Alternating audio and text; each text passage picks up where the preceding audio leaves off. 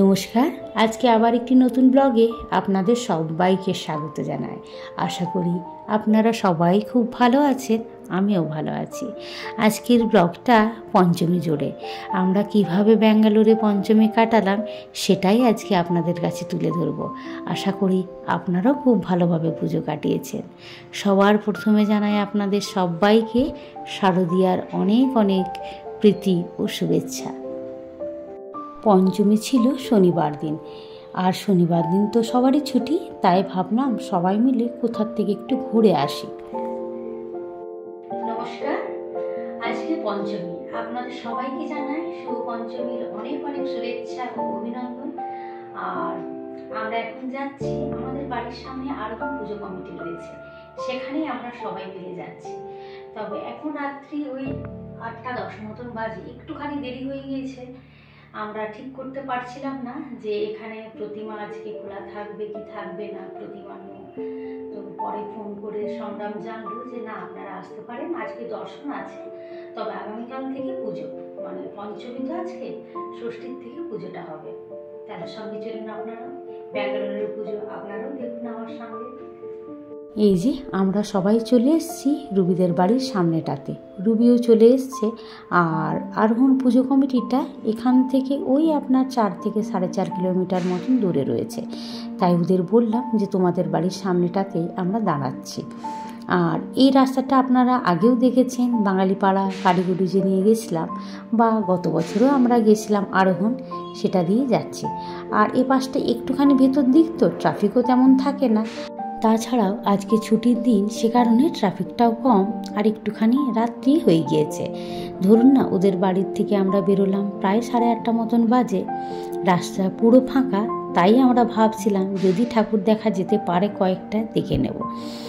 তবে আমরা একটু সন্দেহের মধ্যেই আছি কতটা কি কমপ্লিট হয়েছে, কারণ এখানে মোটামুটি ঠাকুর দেখা আপনার আরম্ভ হয় ষষ্ঠীর থেকে, আর ষষ্ঠীর থেকে পুজোও হয়, ঠাকুর দেখাও আরম্ভ হয়। এই যে আমরা পৌঁছে গিয়েছি আরোহণের এখানে। ডেকোরেশনের কাজ এখনো পর্যন্ত চলছে, কমপ্লিট হয়নি। আশা করি আজকে রাত্রির মধ্যেই কমপ্লিট হয়ে যাবে। এখানে মায়ের প্রতিমার মধ্যে সাবেকিয়ানা ভাব রয়েছে।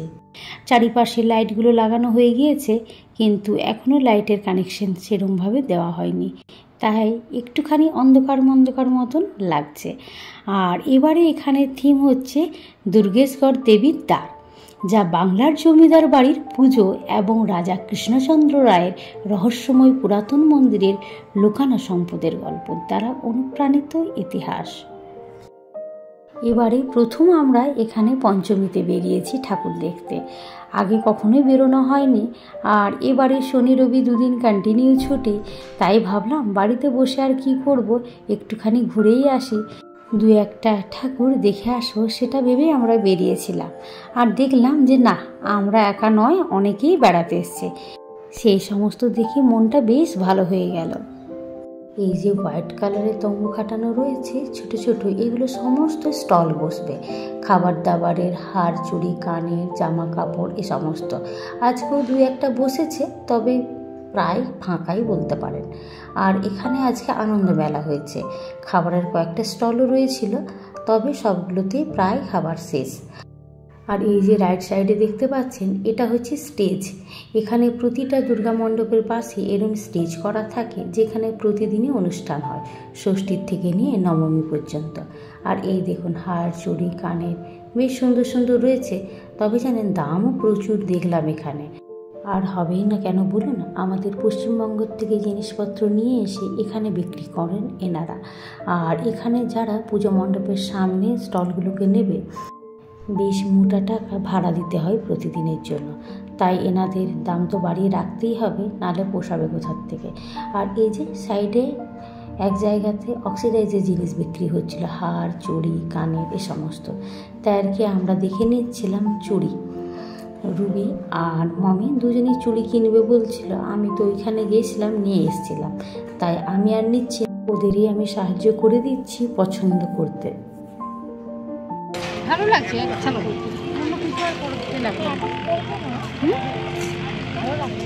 নিজের যদি কমফোর্টেবল না হলে নিয়ে হবে, এর থেকে ছোট একটু দেখো, ওইটাই লাস্ট।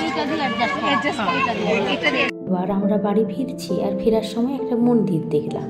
এখানে জানেন 9 দিন ধরে নবরাত্রি সেলিব্রেশন হয়, বেশ লাইট দিয়ে সাজানো থাকে প্রতিটা মন্দির।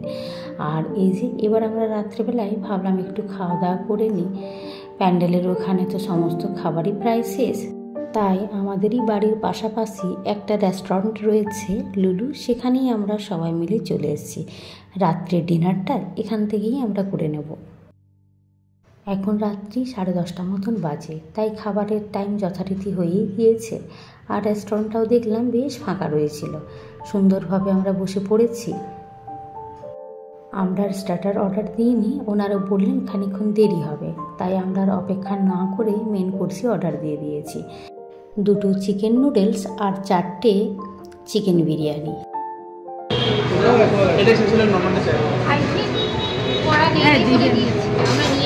আমরা চাইলে দিতে পারবো। আমি এখানে নিয়ম জানি না, বাবা ফার্স্ট টাইম এসেছি। হ্যাঁ, আমরা নিয়ম কি জানি জানতো। আচ্ছা কি তোমার এসে সরি সরি আমার কথা বলবো ইন্টারভিউ না শেষ নেই। কালকে আমি রিসেন্টলি কবে এসেছিল? 23 নভেম্বর এসেছে না? তো 22 না মানে না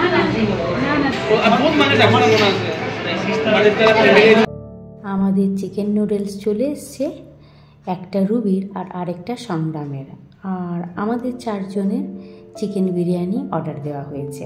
আর এদিকে 2 দাদার গল্প হচ্ছে যে ওরা যে শিফট করেছিল ফ্ল্যাটে, দুজনেই একই সঙ্গেই ফ্ল্যাট কিনে একই বছরেই শিফট করে, তবে লক্ষ্মী পুজোটা কোনখানে কাটানো হয়েছে সেটা নিয়েই গল্প চলছে। আর এদিকে দেখুন আমাদেরও চলে এসেছি বিরিয়ানি। এখানে বিরিয়ানির চালগুলো জানেন সেই ছোট ছোট ভাতের চালের মতন। আর আমরা তো ছোটোর থেকে এটাই দেখেছি যে বিরিয়ানি মানেই হচ্ছে লম্বা চাল। লম্বা চালের বিরিয়ানি যদি আপনি খেতে চান, নর্থ ইন্ডিয়ান দোকান মানে ধরুন না বিহারি, পাঞ্জাবি বা আমাদের বাঙালি দোকানে আপনাকে গিয়ে খেতে হবে। এখন পরের দিন সকালবেলা সবাইকে জানাই গুড মর্নিং, নমস্কার। আজকে মহাষষ্ঠী, আপনাদের সবাইকে জানাই ষষ্ঠীর অনেক অনেক শুভেচ্ছা ও অভিনন্দন। এখন সকাল 11টা মতন বাজে। আমি স্নান সেরে নিয়েছি, একটু বাড়িতে আজকে আলপনা দিয়ে দিই। আর আমাদের চৌকাঠে একটু সিঁদুর আর গেরু মাটি দেয়, তবে গেরু মাটি তো আমার কাছে নেই, একটু সিঁদুর আর চন্দন করে দিয়ে দেবো। তাহলে চলুন আগে আমি আলপনাটা দিয়ে দিই। আলপনা বলতে সেই ডাস্ট মতন যেগুলো পাওয়া যায়, গুঁড়ো যেটা আমরা রান্নাগুলি বলি, সেটাই দিয়ে দেবো। এখানে তো পুজোতে ওইটাই ব্যবহার করে, আর আমার কাছেও আছে যখন আমি এটাই দিয়ে দিচ্ছি। চলুন আসুন। এই বোতলটা গত বছর দেওয়ালির সময় কিনেছিলাম রাঙ্গোলি দেব বলে, তবে আর ঠিকঠাকভাবে চেক করে নিইনি। এই বোতলটা প্রচুর হার্ড, টেপা যায় না। মাঝে মাঝে যখন ব্লক হয়ে যায় একটু টেপো, সে আর বেরোয় না। আর বোতল দিয়ে দিলে কি হয়, তাড়াতাড়ি হয়েও যায় আর নষ্ট হয় না। একবারে ভরে নিলে অনেকখানি দেওয়া যায়।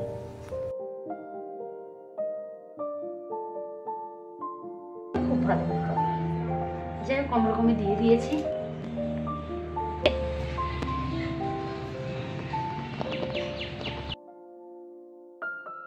যেটাকে আমি পরিষ্কার করে নেবো চৌকাঠটা। এমনি তো আমি মুছেছিলাম, আর এটা সেই তেল দিয়ে দিয়েছিলাম তো গত বছর, এটা ঠিক উঠছে না।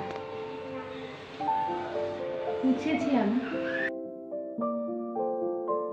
এই যে সিঁদুরটা গুলে নিয়েছি। এইখানে তো যে কিরম লাল লাল সিঁদুর পাওয়া যায়,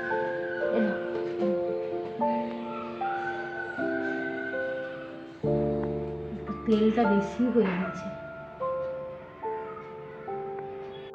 এখানকার সিঁদুরগুলো দেখে আমাদের ওখান থেকে একেবারেই আলাদা, টকটকে লাল আপনি পাবেন না। আর আমাদের ওখানের যেন সিঁদুর আঙুলে নিলে ধরে থাকে, এখানে ঝুরঝুরে বালির মতন। আর তেল দিয়ে গুললাম তো একটা চটচটে ভাব আসে আমাদের ওখানের সিঁদুরে, এখানে তা নয়। জল জ্বলে দেখুন জল মতন হয়ে পড়ে যাচ্ছে। দেখতেই পাচ্ছেন যে কালারটা ঠিকঠাকভাবে আসেনি, একেবারে জল জলের মতন হয়ে আছে। যাই হোক, কিছু করার নেই, আমার কাছে ওখানকার সিঁদুর তো নেই, তাই আর কি এখানকার যা ছিল সেটা দিয়েই করলাম। চলুন, আমার হয়ে গিয়েছে। এবার দুটো দরজাতে দিয়ে দিয়েছি। আর ওই চন্দনের ফোঁটাটা সাইড থেকেই দিলাম। ভিডিওটা তাহলে আজকে এখানেই শেষ করছি। আর ভিডিওটা কেমন লাগলো অবশ্যই কমেন্টের মাধ্যমে জানাবেন। ভালো লাগলে একটা লাইক করে দেবেন। আর যারা এখনও সাবস্ক্রাইব করেননি, সাবস্ক্রাইব করে আমার পাশে থাকবেন। আপনারা সবাই ভালো থাকবেন, সুস্থ থাকবেন। আবার একটি নতুন ব্লগে দেখা হবে। নমস্কার।